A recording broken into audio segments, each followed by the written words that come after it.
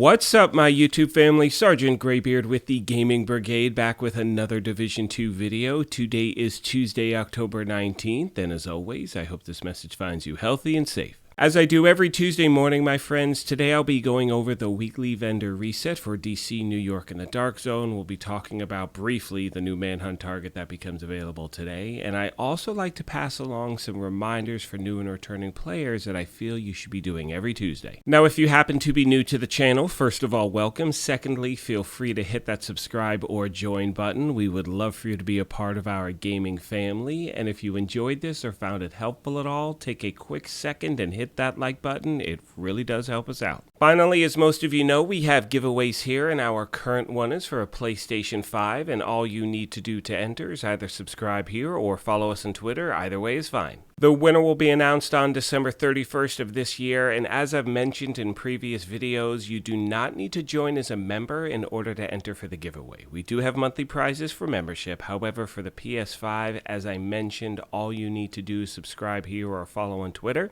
Having said that, let's get into today's video. Now, as we start off this morning, for those of you that want to go right to the vendors themselves, feel free to skip ahead to the 3-minute and 25-second mark in the video. Everyone else will go over a few weekly reminders, the first of which being that the new Manhunt target Magnus becomes available today. You can see here that when the event begins, you're going to get double XP. However, for new and returning players, remember that you only get that double XP for the first 15 shade levels you gain. But, in my opinion, right now, if you're only picking up the game here and there, this is a great time to earn, that progress towards your seasonal rewards. Today also happens to be the day that the weekly projects reset, and it gives you 3 great opportunities to earn exotic caches in the game. You have the weekly summit project, you have the weekly shade requisition, and for those of you that have the ability, you also have the weekly legendary mission as well. Moving on to this week's invaded missions, they are the Bank Headquarters, Potomac Event Center, and the Federal Emergency Bunker. Once you've cleared those, you'll then have access to Manning National Zoo, and once that's cleared, you'll then have access to Tidal Basin.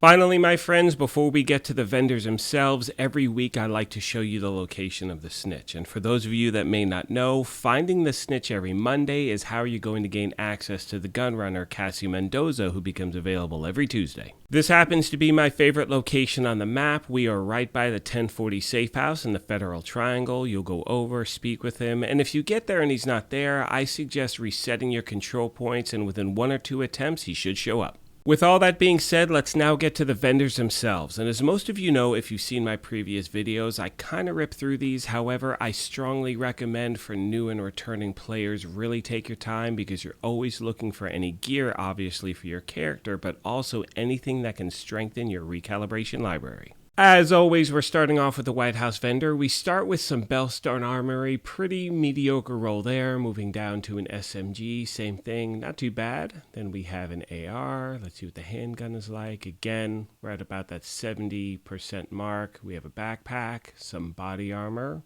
Not too much yet. Mods and skill attachments. Now let's make our way to the clan vendor. I know that last week there were a lot of good things for sale. I mean, it was a really, really good week as far as the vendors go. Here we are at the clan vendor this week. We have the Chain Killer, and for those of you that do not have it, this is a definite must buy. It's really not the best roll. You're going to re-roll that middle attribute, but the Talent Perfect Headhunter is absolutely amazing. I'm actually in the process of putting a rifle build together with this chest piece, so that's a lot of fun to use. I'll get that to you as soon as I can. Moving on, we have some Aces and Eights knee pads, then Aces and Eights holster. We have Hunter's Fury mask. Pretty okay roll there. Next, we have a pretty decent LMG. Below that, we have a marksman rifle. Let's see what that's like. Pretty good there as well. Again, always check those attributes for your recalibration library. Next, we have a backpack. Shotgun, pretty okay shotgun there. Another backpack, body armor. Let's see what this holster's like.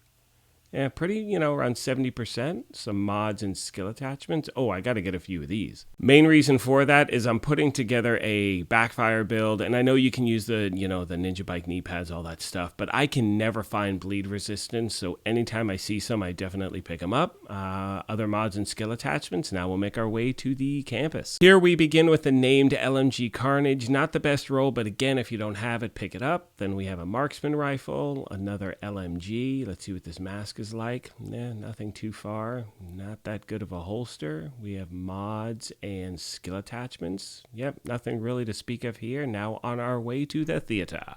We begin here with what do we have? The Tsunami Shotgun. This thing is an awesome weapon to have. It may not be the best roll right now. You're going to re-roll, either one of those. I'd just re-roll the shotgun damage. It's a monster to use. If you don't have it, pick it up. Yeah, it's a really good weapon. Next, we have another shotgun. We have a rifle. Let's see what these next gloves are like. Meh, kind of so-so there. Same thing with the knee pads. Mods and pretty decent protection from elites. If you don't have them, you want to pick them up. That's pretty much it. Mods and skill attachments. Now on our way to the first Dark Zone West. Now the only reason I really hit these vendors up on a weekly basis is I'm looking for those Dark Zone exclusive items, because in my opinion, that's the only reason to really farm the DZ is to get, you have the firm handshake, things like that. But everything else that you can farm in the, in the light zone or the, open world, I strongly suggest that, because it typically seems that the rolls in the open world are much, much better. However, with that being said, I've heard from a lot of you out there who do play in the Dark Zone, and you're saying that, the occupied Dark Zone is the way to go to get much, much better loot than the regular Dark Zone. Once again, for me, that's just not my thing. So anyway, let's keep moving on, my friends. We're now in DZ South. We start with the Point Man. Again, not that great of a roll. Next, we have an SMG, then a AR. Pretty okay handgun there. Aces and eights bag. Ongoing directive, what is that, body armor? Meh, so-so. Next we have, what is our Murakami Bag? Again, I'd much rather see better rolls considering all the stuff you got to do to get it. Mods and skill attachments. Now we'll make our way to the next Dark Zone East. We begin here with what do we have? Commando Marksman Rifle. Meh, pretty okay roll right there. Pretty decent Marksman Rifle below that. Then we have an LMG, Hunter's Fury Mask. Let's see what Negotiator's Dilemma holster's like. Pretty, I don't know, so-so. Another mask, holster, mods, and skill attachments. Now on our way to New York and the last two vendors. And as we make our way to New York and I start to wrap these things up, you'll see the stuff that's for sale, and I'll point out anything that may be, worth your time to pick up. But I want to thank you guys, as always, for your continued support of this channel. I was supposed to do a stream last night, but I had some dental issues going down. Long story short, my kid left the freezer door open in the garage, and when I walked in, I did a header right into it, and my friends, it was not fun at all. However, with that being said, I'm on total crazy pain medication now, which is great. Everything seems to be good. So tonight should be a very interesting live stream. We're going to do, last night's live stream this evening, talk about everything that's going on in the universe. I have a lot of positive thoughts in regards to what we can expect and when we can expect it. So I hope you guys can swing by tonight. As always, I want to take a moment and thank you all for your continued support of this channel, watching this content. We know the game is ridiculously slow right now. There is nothing new to do, but like I was saying a moment ago, I have a feeling we're going to be getting a lot of news very soon, so that will really pick things up, bring a lot of people back to the game, and finally bring, I know, a lot of people a lot of the things they've been waiting for. On that note, my friends, I'm going to start to wrap this up. The jawline is getting a little sore. I want to make sure I'm able to live stream tonight. So as I mentioned at the beginning of this thing, if you happen to be new here, feel free to hit that subscribe or join button. If you enjoyed this, do me a quick favor, hit that like button as well. But most importantly, take care of yourselves, be kind to each other, and we will talk to you soon. Thanks again, everyone.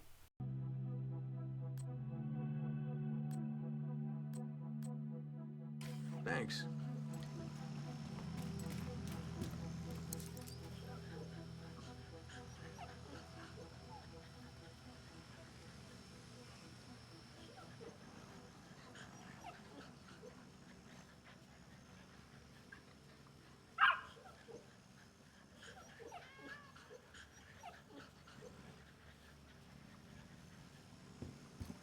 Need anything, come by and see me.